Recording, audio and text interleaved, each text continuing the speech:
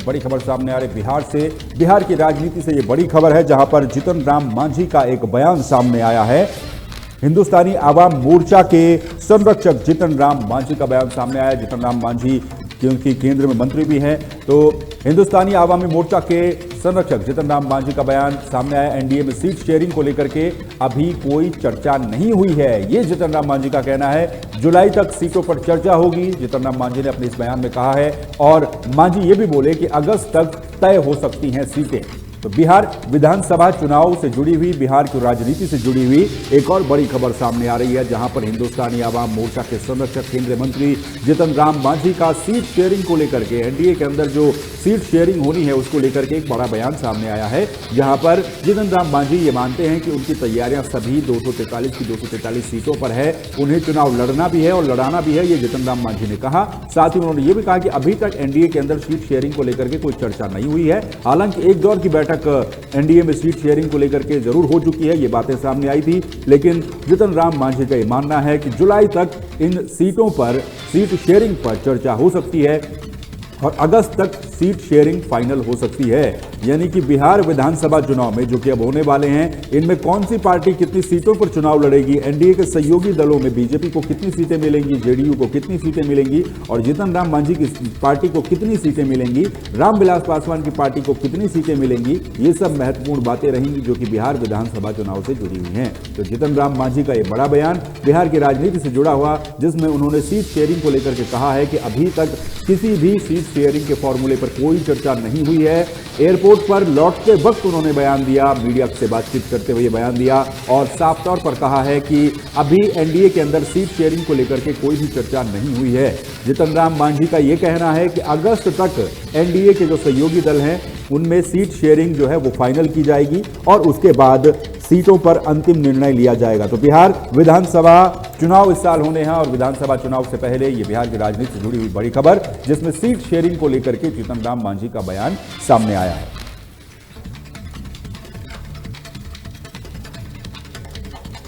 राजस्थान के बीकानेर से एक बड़ी खबर सामने आ रही है, जहां पर एक रेप के आरोपी 50 साल के शख्स को पुलिस ने गिरफ्तार किया है और इस शख्स के बारे में अब कई चौंकाने वाले खुलासे भी हुए हैं। 20 साल पहले इस व्यक्ति ने 5 लोगों की हत्या कर दी थी, जिसके लिए इसे फांसी की सजा भी सुनाई गई थी। ये वही शख्स है जिसको 2 बहनों के रेप के आरोप में गिरफ्तार किया गया है। तो रेप का आरोपी 50 साल का शख्स, जिसको बिहार बीकानेर पुलिस ने फिलहाल गिरफ्तार कर लिया है। 2 नाबालिग बहनों के रेप का आरोप इस पर है और इसको लेकर के एक और चौंकाने वाला खुलासा हुआ है। खुलासा यह है कि 20 साल पहले इस व्यक्ति ने 5 लोगों की हत्या कर दी थी और इस हत्या के केस में इसको फांसी की सजा भी सुनाई गई थी। तो ये बीकानेर राजस्थान से बड़ी खबर सामने आई है, जहां पर पुलिस ने एक ऐसे आरोपी को गिरफ्तार किया है जिसने 20 साल पहले 5 लोगों की हत्या भी की थी और उसके बाद इस पर 2 बहनों के, नाबालिग बहनों के रेप का भी आरोप लगा है। 50 साल इस व्यक्ति की उम्र है और अब इससे जुड़े हुए कई खुलासे पुलिस लगातार कर रही है।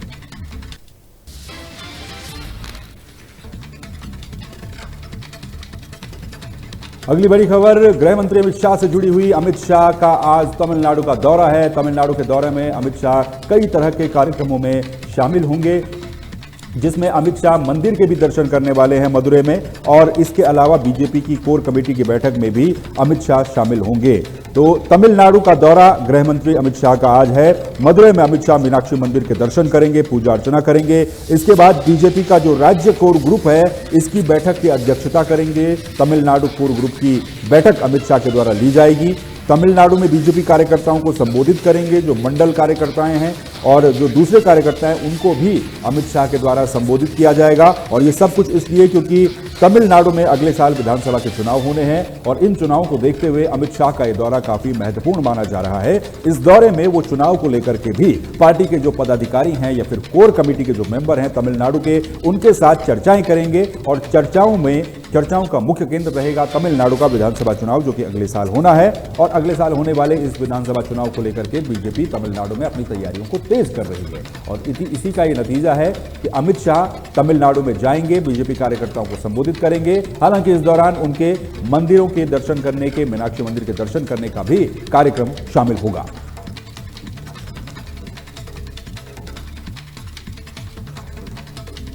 मणिपुर से एक बड़ी खबर सामने आ रही है, जहां पर मणिपुर में एक बार फिर से तनावपूर्ण स्थितियां देखने को मिल रही है। मणिपुर में काफी दिनों से तनावपूर्ण माहौल देखने को मिल रहा था और एक बार फिर से कुछ जिलों में कर्फ्यू लगाने की खबर एक बार फिर से सामने आ रही है। मैतेई समुदाय के नेता की गिरफ्तारी के बाद ये सभी हालात मणिपुर में बदले हैं और बदलते हालात के बाद मणिपुर में फिर से तनावपूर्ण स्थितियां बनती हुई नजर आ रही हैं। मणिपुर के कुछ जिलों में कर्फ्यू भी लगाया गया है और कौन कौन सी जगहें हैं, इंफाल, थौबाल, काकचिंग और विष्णुपुर जिले में कर्फ्यू लगाया गया है। खासतौर पर विष्णुपुर जिले में पूर्ण रूप से कर्फ्यू लगाया गया है। 5 जिलों में इंटरनेट सेवाएं भी बंद कर दी गई हैं। तो मणिपुर से जुड़ी हुई ये बड़ी खबर आपको बता रहे हैं। मैतेई समुदाय के नेता की गिरफ्तारी के बाद मणिपुर में हालात बदले और हालात एक बार फिर से तनावपूर्ण होते हुए नजर आ रहे हैं। एक लंबे समय से मणिपुर हिंसा की आग में जूझ रहा था और अब एक बार फिर से कुछ जगहों पर तनावपूर्ण स्थितियां देखने को मिल रही है।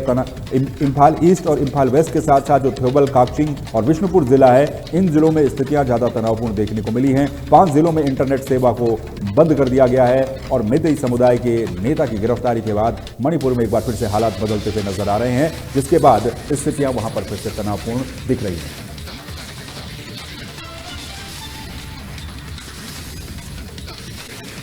ब्रेकिंग न्यूज में फिलहाल इतना ही। बाकी खबरों के लिए आप बने रहिए तहलका डिजिटल के साथ। मुझे दीजिए इजाजत। नमस्कार।